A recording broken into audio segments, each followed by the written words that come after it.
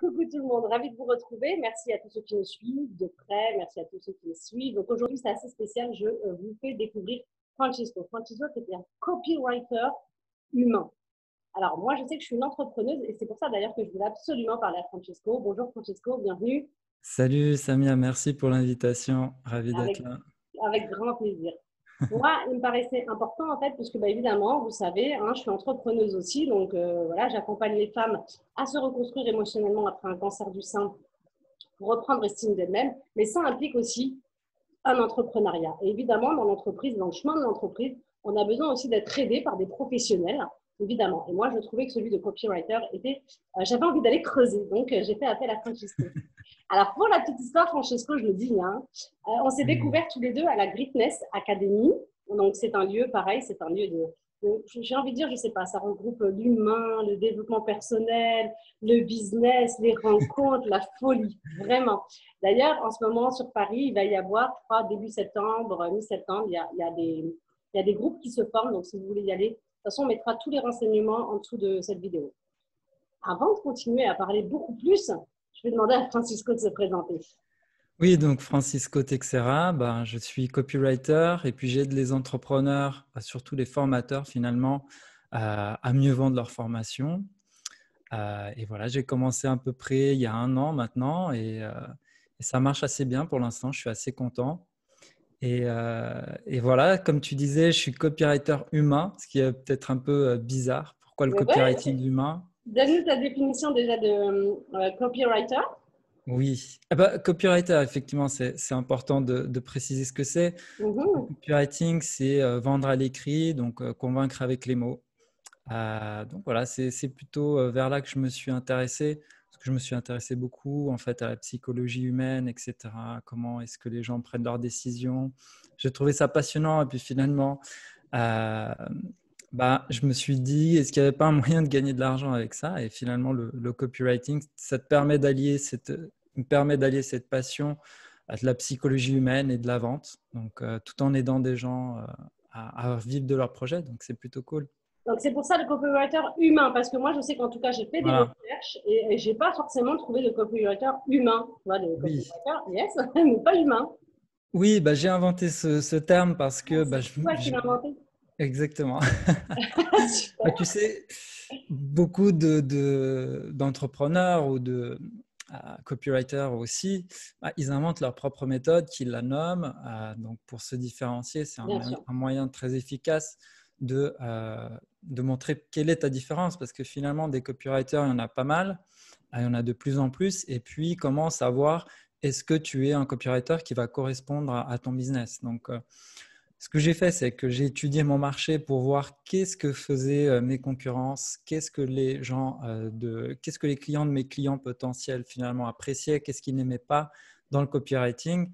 Et je me suis rendu compte qu'il y avait beaucoup de choses que les gens rejetaient de plus en plus dans le copywriting. C'est Tu peux nous donner justement un ou deux exemples de choses que les gens rejettent? exactement avec plaisir. C'est euh, les, euh, les grosses promesses qui ne sont pas finalement tenues, c'est les vendeurs de rêves, ce genre de choses. Ah, tu veux dire les promesses en carton, tu sais, Exactement. en 3 minutes, tu Oui, as des milliards. oui, oui, comment gagner de l'argent depuis ton canapé sans rien faire, sans Internet, sans savoir lire, sans savoir écrire. C'est possible, J'adore. J'adore. c'est la Moi, surenchère. c'est clair. Et Et ça, tu le trouves dans tous les domaines, hein, Francesco. Tu le trouves dans tous les domaines. Je veux dire que ça soit. ouais. Moi, j'ai vu ça aussi sur des nanas qui vendaient des trucs, tu sais, comment perdre du poids tout en Ah oui, continuant à manger. oui, Alors, oui. ça peut être vrai, hein, je suis d'accord. Ouais. Moi, j'ai pas essayé toutes les méthodes, hein, qu'on soit clair. Il Hmm. n'y a pas de critique, hein, on est vraiment dans la bienveillance. On essaye de justement séparer un petit peu les deux dans cette compréhension, en fait. Oui, en fait, je pense que ça fonctionne un petit peu. Le marché se corrige de lui-même, en fait. En fait, on va à l'extrême. On utilise vraiment au début, quand le marché commence, il Mhm. suffit juste de promettre comment vivre d'un business sur Internet, par exemple. Ça, c'est une promesse basique, mais si tu es le premier à le faire, c'est suffisant pour convaincre. Le deuxième, il arrive et il faut qu'il apporte un petit plus. Donc, comment vivre Mhm. d'Internet tout en gardant ton job? Le troisième, il faut qu'il surenchérisse et ainsi de suite. Il arrive un moment où on en fait trop, où les gens n'y croient plus, et du coup, il y a un retour en arrière. on corrige les erreurs finalement qui ont été faites par le passé. Donc, je pense qu'on est à ce stade-là aujourd'hui du copywriting. Peut-être dans 5 ans, on sera de nouveau on va aller trop loin et il faudra de nouveau revenir en arrière. Donc, c'est ça que je propose finalement aux gens. C'est le copywriting qui est centré sur l'être humain. Donc, moi, je m'intéresse vraiment aux problèmes des clients. Je vais me mettre dans la vie, vivre la vie que vit mon client. Pour te donner un exemple, en ce moment, j'ai un client sur le minimalisme. Ouais. Et du coup, je me suis mis à faire du tri, du rangement chez moi, à vider mes placards. Je joue vraiment le jeu. Je regarde les séries que regardent les clients de mes clients, etc. Je me mets vraiment dans cet état d'esprit pour comprendre quels sont les bénéfices du programme de mon client finalement, en le vivant, etc. Donc, ça, c'est le copywriter humain. Il va vraiment dans le vif et il fait le travail qui est long et qui est difficile. Ouais. Oui, parce que c'est pas évident. Dans la peau de ton client, tu essaies de comprendre ce qu'il est en train de faire, ce qu'il est en train de vivre, et finalement, tu essaies de le retranscrire en plus émotionnellement, c'est ça? Ouais, je me mets dans sa peau parce que c'est le meilleur moyen de trouver les mots. C'est si tu les vis toi-même. Si moi-même j'ai vécu cette sensation de légèreté après avoir vidé mes placards, si vraiment je me suis moi-même remis en question face à la société de surconsommation où des fois tu achètes des trucs parce que tu n'es pas très bien, tu ne sens pas bien et tu compenses en achetant des trucs qui ne servent à rien. Le poids, par exemple, des objets, c'était très intéressant ce que j'ai découvert parce que finalement ça, c'est vraiment le truc que j'aime le plus. Une des choses que j'aime le plus dans mon métier, c'est d'apprendre des tas de choses avec les formations de mes clients en m'intéressant à plein de sujets différents. Et ça, c'était un truc qui m'avait marqué, c'est que un exemple qu'il donnait, c'est si tu as ton livre d'anglais parce que tu t'étais promis, je vais apprendre anglais qui est sur ton placard. À chaque fois que tu passes, tu vois ce livre d'anglais à 6000, oh là là, et à chaque fois tu culpabilises parce que finalement tu n'es pas allé au bout, parce que tu t'étais promis de le faire. Finalement, ces petites choses font que moi, ça m'a parlé. Je me suis dit, effectivement, ce truc d'anglais, je l'ai dans mon placard. Si je le jette ou si je le donne ou peu importe, ça va m'enlever ce truc, cette culpabilité que j'ai à chaque fois que je le vois, que je croise le regard de cet objet. Donc voilà, c'est ce genre de truc que j'apprends. C'est chouette parce que du coup, évidemment, au-delà d'enlever un poids effectivement dans ton tiroir, on va dire, c'est aussi enlever un poids à soi en fait. Et c'est aussi ça que ça rejoint. Oui, c'est ça qui était intéressant, c'est que justement le minimalisme, je voyais mon client, il a évidemment des choses à perfectionner, peut-être qu'il vendait un petit peu ça pas assez bien, il y avait du potentiel parce qu'il vendait ça, gagner de l'espace par exemple, faites plus de place sur vous, etc. Alors qu'il y a des bienfaits qui sont bien supérieurs, qui sont un peu cachés, où on ne se rend pas forcément compte. Et c'est le fait de, si tu as une maison qui est plus allégée, qui est plus spacieuse, tu te sens mieux. Tu es dans ton petit cocon, c'est réconfortant, etc. Donc, moi j'ai connu, je raconte une anecdote comme ça va te faire rire peut-être. J'ai connu le minimalisme en 2013. D'accord, c'est tôt, hein? Ah oui, encore, j'ai trouvé ça tard. Mais attends, je t'explique pourquoi je l'ai connu, le minimalisme. Parce qu'en 2009, j'avais créé une société de décoration d'intérieur. Et puis en 2012, donc j'ai un cancer et j'ai une triple fracture de la cheville. En 2013, pour moi, c'est fini. Je remonterai pas, enfin, je continuerai pas la société, donc je la ferme. Et là, évidemment, quand tu es entrepreneur, tu n'as pas le chômage en France. Nulle part d'ailleurs, je crois. Bon, même si aujourd'hui, ça commence à changer, mais tu n'as pas le chômage. Donc, tu tombes au RSA, le truc le plus bas. Donc, je me considérais comme une pauvre, en fait. Pas de job, pas de thunes. Et là, j'ai découvert le minimaliste. Et au lieu de dire, je suis pauvre, je disais, je suis minimaliste. Parce que j'avais effectivement allégé toute ma maison. J'avais absolument vendu tout ce dont je n'avais pas besoin. Mais vraiment, moi, quand on est chez moi, on dit waouh, un canapé, une table et basta. L'essentiel, en fait. L'essentiel, oui, j'étais revenue à l'essentiel. Ça m'avait aidé aussi à donner des valeurs, en fin de compte, différentes à ce que je vivais. C'est-à-dire vraiment, et tu as raison dans ce que tu dis. Au lieu de dire que tu es pauvre, vaut mieux dire que tu es minimaliste à la rigueur. Parce que même au niveau de la valeur, si tu veux, et de ta valeur à toi personnellement, finalement, tu arrives à l'élever. C'est vrai, tu vois, quand tu entends quelqu'un dire pauvre ou minimaliste, c'est pas la même chose. Oui, je pense que minimalisme, justement, c'est pas un mot qui est très vendeur parce que Mm. on se dit minimum, c'est pas un truc minimum, c'est pas un salaire minimum. Le mot minimum, Non, c'est tout ça, minimalisme, hein. c'est pas un mot qui fait rêver, Mm. qui respire le bénéfice. Alors que justement, je me disais comment est-ce qu'il pourrait vendre le minimalisme en utilisant un mot plus vendeur. Je n'ai pas encore exactement trouvé, mais le minimalisme, c'est se concentrer sur l'essentiel. Ah oui. C'est pas vivre avec moins, c'est Non, non, vivre non, avec, non, pas du c'est tout. chercher la qualité plutôt que la quantité en fait. Ouais, c'est ça. Et le minimalisme, au contraire, c'est vraiment une autre valeur de soi. Mais quand Ouais. je dis autre, c'est autre valeur de soi, mais c'est surtout une autre valeur de soi dans le sens Mm. où ce que tu achètes, quand tu l'achètes, c'est vraiment de qualité. Tu t'es posé des questions, tu as pris conscience à un moment donné, est-ce que tu en avais vraiment besoin, est-ce que Ouais. c'était utile, et ainsi de suite. Et moi, je trouve qu'au contraire, le minimalisme, moi, quand je l'ai connu, eh ben, ça m'a permis à moi de prendre conscience, effectivement, de beaucoup, beaucoup de choses dans ma vie, et même du Exactement. cycle que je vivais, tu vois. Ouais, et puis ça va au-delà des objets, hein. Le minimalisme, c'est aussi les relations, faire le tri dans tes relations, faire Bien le sûr. tri dans les choses que tu fais dans ton quotidien. Si tu passes, t'as pris la mauvaise habitude tous les soirs, allez, je vais dire, est-ce que je dis ça, mais si tu as pris entre guillemets la mauvaise habitude, après chacun fait ce qu'il veut, de regarder TPMP tous les soirs, bon, bah, peut-être que tu peux corriger ça, etc. et te dire, est-ce que vraiment c'est bénéfique pour moi de regarder cette émission? C'est Oui ou non? quoi tes Moi, je ne PMP? juge pas le truc. C'est C'est quoi tes une PMP? télé très populaire. Ah, ok, je Je connais suis pas. pas en train de me mettre des amis, me faire des potes, peut-être en Fais critique. gaffe, Francisco, tu vas te Mais faire qu'importe. allumer. Mais effectivement, c'est quelque chose peut-être que toi aussi tu as fait en tant qu'entrepreneur, c'est te dire, OK, bah maintenant j'ai mon business, qu'est-ce Oui, qui est vraiment important, mais c'est clair. qu'est-ce que je ne vais plus pouvoir faire et qu'est-ce que je vais devoir faire parce que bah, Bien qu'est-ce sûr, qui est on a des prioritaire, priorités dans la vie, hein, c'est clair. voilà. Comme Donc ça, toi, c'est quand tu as finalement une commencé démarche qui est justement plus le minimaliste. copywriting, c'est ça?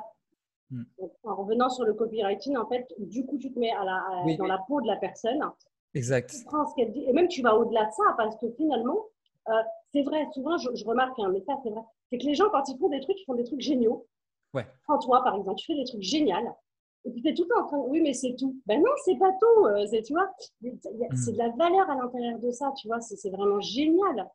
Exactement, ouais, c'est le souci quand c'est toi qui vends tes propres produits, c'est que tu as du mal à en voir vraiment la véritable valeur parce que tu n'as pas le recul, tu n'as pas forcément le temps de faire tout le travail que je fais, qui est de s'imprégner, Mm. vraiment d'aller questionner les gens, de les avoir au téléphone, de lire tous les messages qu'ils vont laisser sur les réseaux sociaux, de faire des sondages, etc. Enfin, tout ce temps que je passe à m'imprégner, bah, toi, en tant qu'entrepreneur, c'est difficile de faire les deux en même temps. Mm. Et puis, t'as peut-être pas, tu vas peut-être pas trouver les bons arguments aussi Mm. pour le vendre. Et ça me fait rappeler, j'avais un client et c'était un des meilleurs compliments qu'on m'ait fait en tant que copywriter, c'est qu'il me dit, après que je lui ai présenté la page de vente où je mets en fait des listes à puces où je montre bah, tous les bénéfices qu'il y a dans sa formation, et me dit, mais c'était tellement convaincant. Déjà, je ne me rendais pas compte de toute la valeur que j'offrais et j'étais tellement convaincu du truc que je voulais l'acheter, ma propre formation. Il voulait acheter C'est son propre produit, quoi. exactement. Donc, il ne C'est se génial. rendait pas compte. Ouais. Et je remarque justement que beaucoup d'entrepreneurs, ben, ils vendent leur savoir au rabais parce qu'ils ne trouvent pas les arguments euh, Mm. convaincants et finalement, voilà, ils vendent au rabais. Ça, c'est vraiment dommage. Est-ce que justement, ça ne fait pas tomber à ce vieux proverbe qui dit c'est toujours le cordonnier qui est le plus mal chaussé? Bah, c'est sûr, c'est sûr. Bah, pour le Ouais, copywriter, c'est pareil, tu c'est sais. pareil. Bon, bah, voilà. Jusqu'à pas très longtemps, j'avais pas de page de vente sur mon site. Donc, j'en écrivais plein pour mes clients, mais moi, j'en avais pas. Donc, Ah, d'accord, je vois. Je vois. c'est comme ça. C'est vrai, hein, ça, c'est ce truc-là. Et du coup, alors, comment toi, tu te définis par rapport aux autres, en fait, hein, ouais, par rapport aux autres copywriters? Exactement, bah, c'était cette idée. Donc, moi, copywriter humain, j'ai étudié à fond. Et de l'autre côté, moi, j'ai inventé le terme de copywriter bourrin. Alors, le copywriter bourrin, Donc ça, c'est le c'est contraire de l'humain. exact. Ok. Lui, il est plus. Je tiens à préciser avant de parler du copywriter bourrin, c'est que le copywriter bourrin, c'est quand Ouais. même quelqu'un qui a envie de faire bien les choses. Il a envie de vendre, il tient à tout prix à vendre la formation du client pour lequel il écrit la Bien page, sûr. évidemment. Il est bienveillant. Seulement, aujourd'hui, on est dans un marché qui fait qu'il y a beaucoup de compétition et du coup, le copywriter se retrouve obligé de travailler plus vite et pour moins cher. Donc, ça l'oblige à trouver des raccourcis pour aller plus vite, pour être rentable. Donc, il n'a pas forcément le temps, il ne prend pas le temps que je prends. Moi, là, pour te donner un exemple, j'ai Ouais. commencé en juin, début juin, et je vais rendre la page qu'en septembre. D'accord. Donc, je prends vraiment le temps. Donc, ça, Alors, tu c'est… prends des vacances entre les deux ou pas? je prends une petite semaine tranquille. Et sinon, après, je prends le temps. C'est-à-dire, je ne vais pas forcément travailler tous les jours parce que j'ai d'autres clients en même temps. J'ai aussi mon propre projet qu'il faut que je continue de développer. Mais je prends le temps de m'imprégner. Donc, euh, le copywriter, bourrin, bah lui, il faut vite envoyer la page. Donc, ça, c'est des choses que moi, maintenant, je refuse. Travailler dans la vitesse, c'est pas cher. Vite et pas cher, ça c'est fini. Voilà. Le bourrin, du coup, ce qu'il fait pour aller plus vite, c'est qu'il va utiliser des tactiques. Il va se reposer sur des techniques qui sont souvent bâties sur la manipulation. Donc, ça va être, je vais faire semblant que je te fais une promo. C'est aujourd'hui et maintenant, sinon demain, je vais retirer la formation et après, c'est terminé. C'est la fausse. Donc, ça, je vais retirer la formation. Je te fais une fausse promo. C'est le compte à rebours. C'est des grosses promesses qui vont pas être tenues. Alors, attends, ça, c'est pour que le client achète à l'entrepreneur. On est d'accord.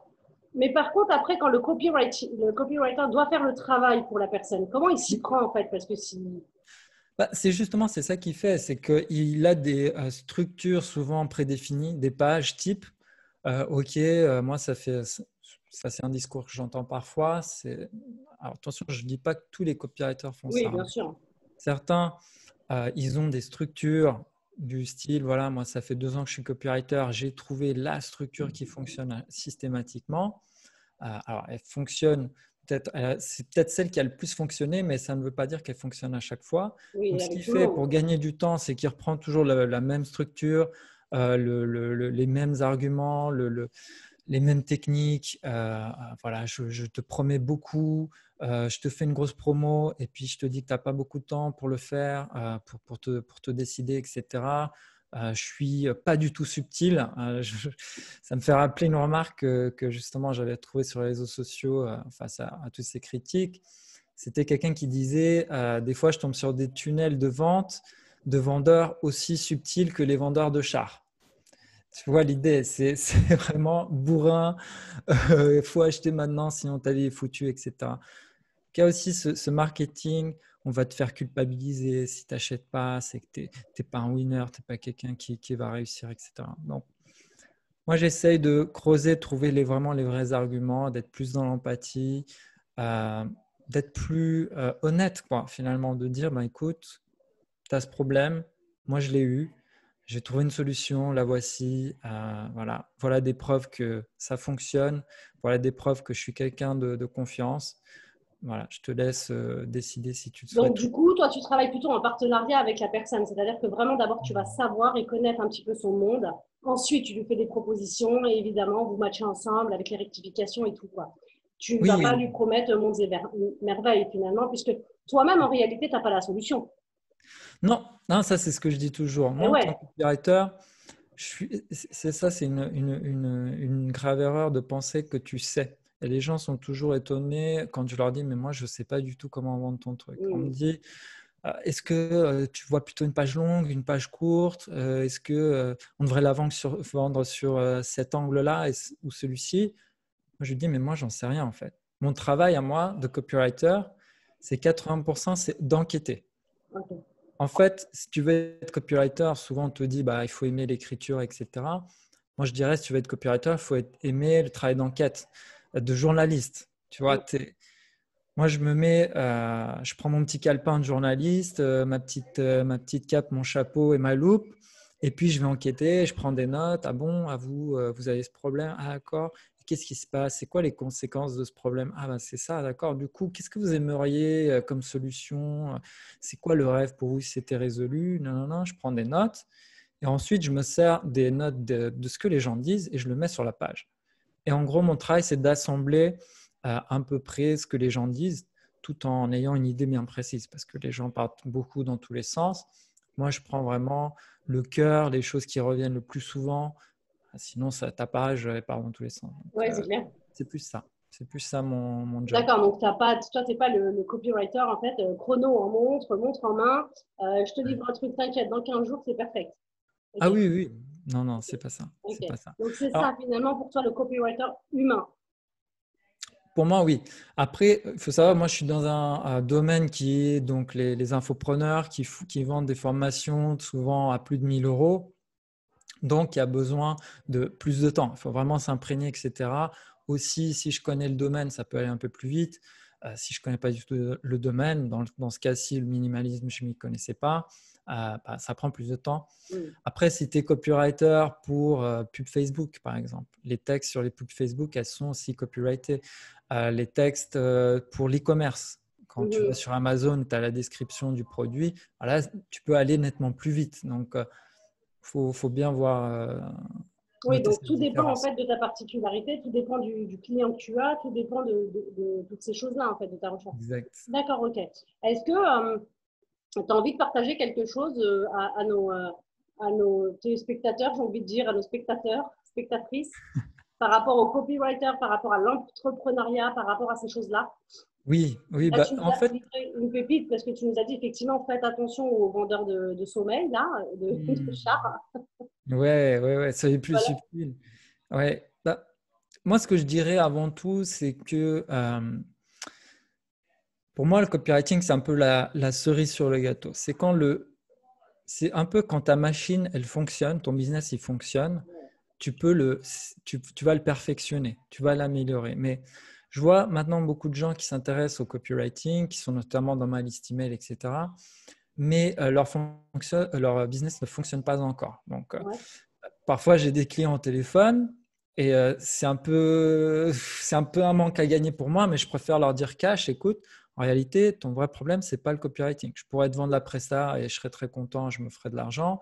Mais toi, ton problème actuellement, c'est peut-être que tu n'as pas trouvé encore le positionnement qui fonctionne. T'as pas ce que moi j'appelle, et ce que beaucoup appellent dans le milieu des startups, c'est le product market fit. Donc, c'est entre guillemets comme un coup de foudre. Tu vois, tu as un coup de foudre entre le marché et les clients. D'un coup, ils se kiffent tous les deux et ça vend tout seul. Ok. Donc, en fait, en faisant une offre simple et basique, ce qui m'est arrivé personnellement, donc moi, j'ai dit, je suis copywriter pour infopreneur. Les infopreneurs avaient besoin d'un copywriter. Le fit, c'est fait. Je n'ai pas eu à faire grand-chose. Ça a marché. Ça a Une fois que matché. ça fonctionne, là, je perfectionne mon copywriting. Mais si tu en es à un point où tu fais ton produit et tout le monde s'en fiche, résous d'abord ce problème. Le copywriting, c'est plus tard. Donc, ça, Ok. c'est le premier truc. C'est chouette ce que tu dis, effectivement, de Ouais. dire qu'il y a des étapes. Parce qu'on a l'impression que dès qu'on arrive, tu sais, il faut avoir un copywriter, un storytelling, je ne sais pas quoi, une Exact. secrétaire, un machin. Voilà, tu t'en sors plus, quoi. Déjà, tu es là pour gagner de l'argent. Et là, on te dit, non, il faut d'abord dépenser tout ton argent. Et puis, une fois que tu es pauvre, peut-être que tu vas vendre. Ouais, ouais. Parce que c'est ça aussi. Effectivement, moi, tu vois, souvent, je compare le business à un vélo. Ouais, C'est-à-dire que si ton vélo ne roule pas, c'est qu'il y a un gros problème. Si ton business ne fonctionne pas, c'est qu'il te manque une roue, c'est peut-être qu'il te manque les pédales, c'est peut-être ouais. qu'il manque le guidon, tu n'as pas le cadre, il y a un gros truc qui bloque. Ouais, du Dès que coup, il faut essayer de changer un truc. Mais comment tu fais pour savoir ouais. ce qui bloque? Tu vois ce que je veux dire? C'est-à-dire que est-ce que chaque pièce, tu la changes? Bah, en fait, tu fais des gros changements, les plus gros possibles. C'est-à-dire que ça ne sert à rien de changer de 1% ton business. Tu ne vas pas découvrir si ce pourcent que tu as changé, j'ai changé un petit peu l'accroche de mon site, j'ai changé la couleur de fond de mon logo, tu vois, Ouais. je me suis inscrit à 2 nouveaux groupes Facebook et je communique dessus. Ce n'est pas assez énorme comme changement. Tu ne pourras pas dire si ça a vraiment eu un impact. Donc, il faut faire un énorme changement pour te rendre compte, pour avoir un feedback qui soit clair et net. Donc, ça peut être, est-ce que peut-être que je me demande, au fond de moi, je me demande si ce n'est pas un problème de prix. Donc là, ce que tu fais, tu ne vas pas le baisser de 2, 3, 10%. Tu vas le baisser de moitié. Si tu le Ok. baisses de moitié, tu verras tout de suite si ça change ou pas les choses. Au moins, tu seras fixé. Mhm. Si ce n'est pas le prix, tu te dis, OK, bon, bah, je change de cible, mais tu changes c'est pas, je cible je sais pas, les copywriters, je vais cibler les vendeurs, tu vois, c'est assez proche. C'est vraiment, ok, avant j'étais dans ça, maintenant je passe tu vois. Ouais, en gros, tu changes ton vélo contre une moto. Faut que les choses soient Voilà. claires. D'accord. Ouais. Si ton truc, moi justement, ce que je me dis souvent, si ton business ne marche pas, c'est qu'il y a un gros souci. Donc, quand ça fonctionne, quand tu as des clients, là, tu peux aller perfectionner les petits détails, améliorer tes taux de capture, le copywriting, le branding, le storytelling. Tu peux aller faire un petit peu de pub, etc.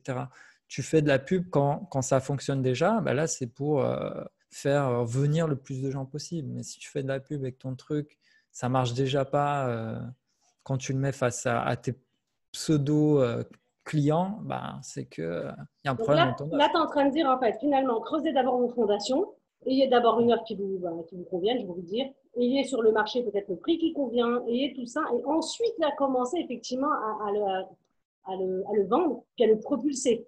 Mais n'allez pas essayer de le propulser si déjà c'est bancal, c'est ça? Ouais, clairement, très Oui. clairement, c'est exactement ça. Exactement. D'accord. Ouais.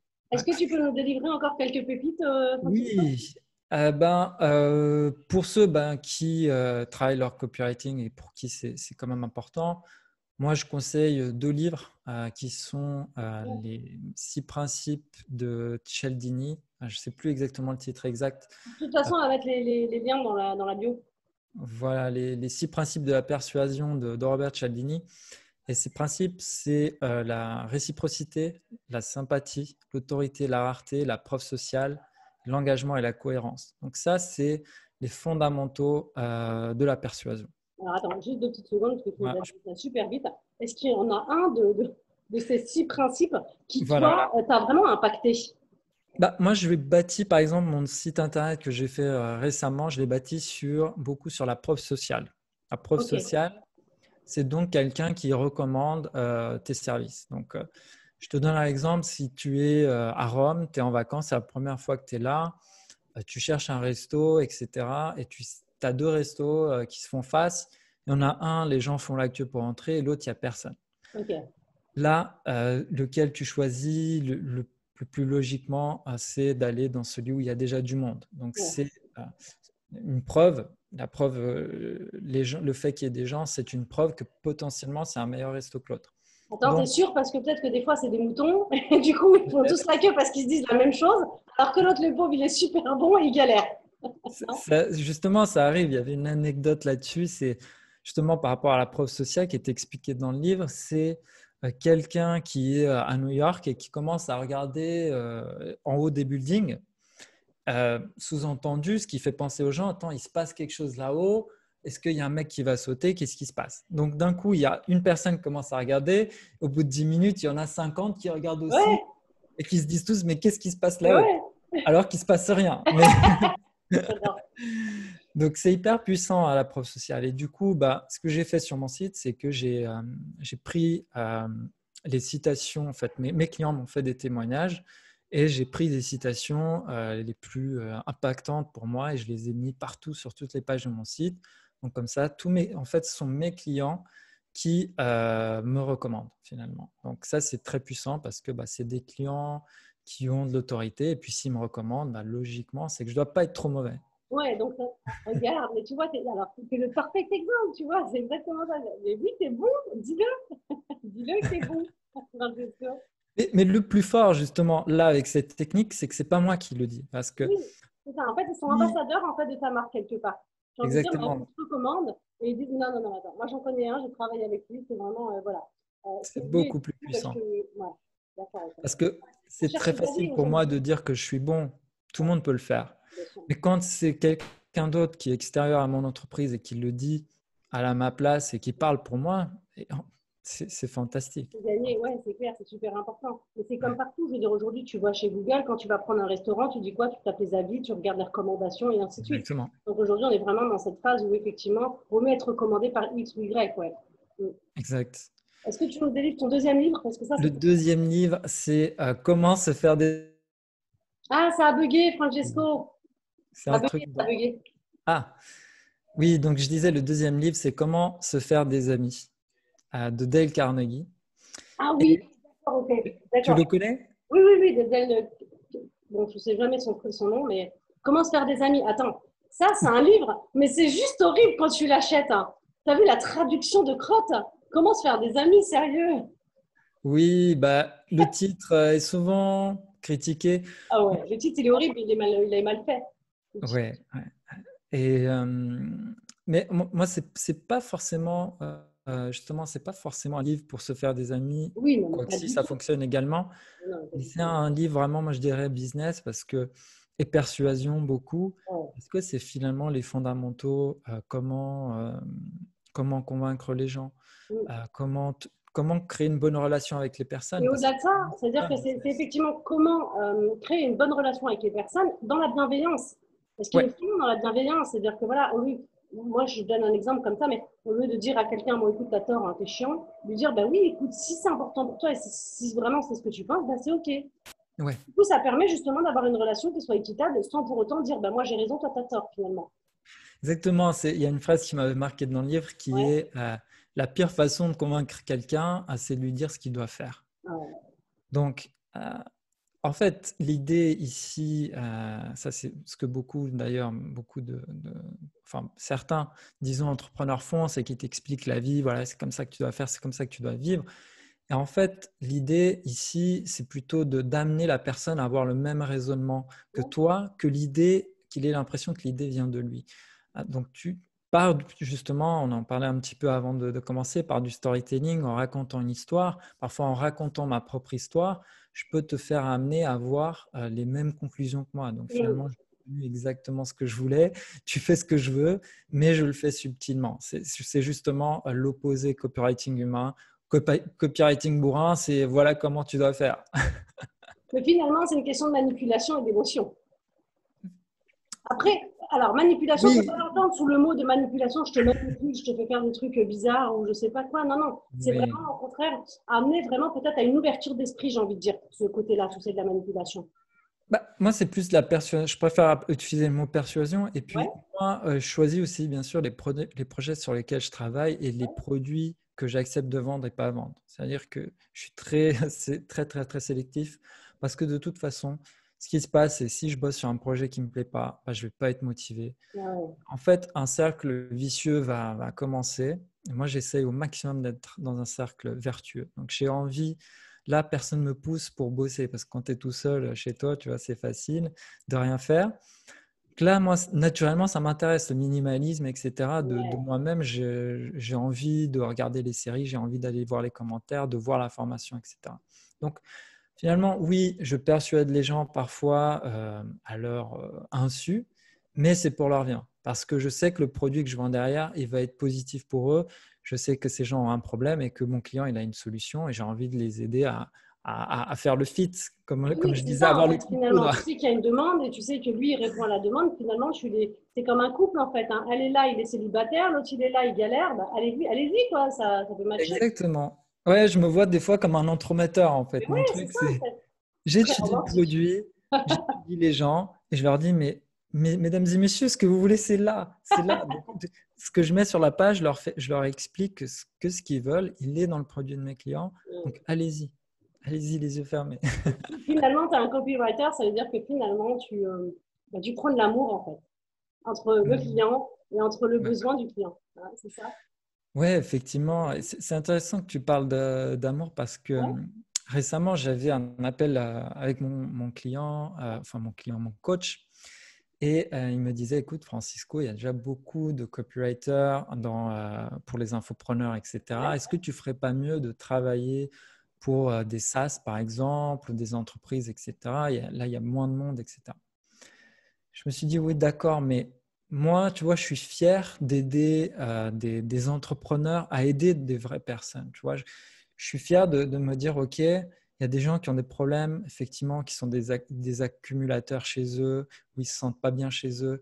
Moi, je vais aider, en vendant la formation de mon client, je vais aider ces gens-là. Donc, je me dis, je me lève pour une bonne raison aujourd'hui. Ouais.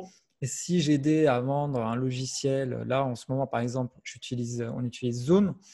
Si je bossais pour Zoom, ok, peut-être que je gagnerais bien ma vie, mais je sens moins le plaisir, tu vois, moins l'amour tu vois, de faire ça, d'aider une société à gagner encore plus d'argent, je sais pas, ça me motive pas, tu vois. Là, ce que tu es en train de me dire, c'est vraiment, en fait, d'abord, tu es une personne, c'est-à-dire qu'à partir de qui tu es et tes besoins, tes envies vraiment profondes, là, tu peux te permettre effectivement de choisir les clients Oui, avec qui tu as envie de travailler parce qu'il y a une vraie valeur derrière. ouais, effectivement, je pense que il faut se faire confiance et ça, c'est difficile. Moi, j'ai accepté parfois des clients Ouais. que après j'ai cessé de bosser avec eux parce que ben, on est très souvent tenté d'aller au gré des opportunités. Oui, et puis D'un surtout, tu as envie coup, de la part du gain. Tu te dis, vas-y, bah c'est oui. pas grave, je vais gagner de l'argent. Et puis Et finalement, tu te rends compte que. eh ben justement, tu te souviens, on en avait parlé, on se parlait Ouais, ouais. souvent de ça et j'en étais arrivé à la conclusion suite à un peu entre guillemets une mésaventure avec un client où je me suis dit, en fait, pour le moment, je travaillais pour l'argent, mais si je travaille pour l'argent dans cette logique, je prends tout ce qui rapporte de l'argent. Ouais. Mais si je fais ça, bah, du coup, le problème, c'est que je vais prendre des projets qui ne me motivent pas. Du coup, je vais faire du mauvais boulot. Du coup, ma réputation va être entachée. Du coup, je vais passer des mauvaises journées. Mon client ne va pas être content. Les clients de mes clients non plus. Enfin, c'est qu'un cercle vicieux. Par C'est contre, clair. si je travaille que sur des projets qui me plaisent, c'est qu'un cercle vertueux. Quand tu dis ça, tu sais, il y a tout de suite une image qui est arrivée en disant, soit tu bouffes de la bouffe transformée, mais ça va vite. Ouais. Soit tu bouffes de la bouffe saine, et là, tu prends soin aussi de toi. Donc, du coup, c'est un cercle vertueux. Hein. Tu es, en bonne santé, tu as bien oxygéné ton corps, bah, tu es peut-être faim, tu es peut-être machin. Alors que si tu prends une bouffe complètement transformée, bah, finalement, tu grossis, tu es malade, tu commences. Et donc là, ça ne va plus du tout. Donc, choisis entre le cercle vertueux ou vicieux. À toi de voir. Ouais, Non. exactement. Exactement. Ok. Ben, c'est ça, c'est de penser aussi, je pense aussi aux journées que je vais avoir. Ok, si je Ouais. prends ce client, bah, ça veut dire que pendant les prochains mois, je vais devoir m'intéresser. Mettons que mon client, il vend des colliers pour chiens. Bon, moi, j'ai jamais eu d'animal de compagnie. Bon, est-ce que j'ai vraiment envie de m'intéresser à ce sujet, etc. Ouais, Bah, moi, ça me ouais, c'est clair. passionne pas. Alors qu'il y a un passionné des colliers de chiens ou des chiens et qui lui va adorer ce sujet. Et c'est clair Oui, qu'il ne va pas y carrément. mettre le même entrain. Ouais, Ouais, carrément, ouais, carrément. ouais, c'est Donc, clair. euh, donc c'est ça. Donc ça, c'est les publics que tu nous délivres. Est-ce que tu as envie de donner un mot de la fin pour ceux qui nous écoutent? Alors, pour les personnes qui cherchent des copywriters, comment les choisir?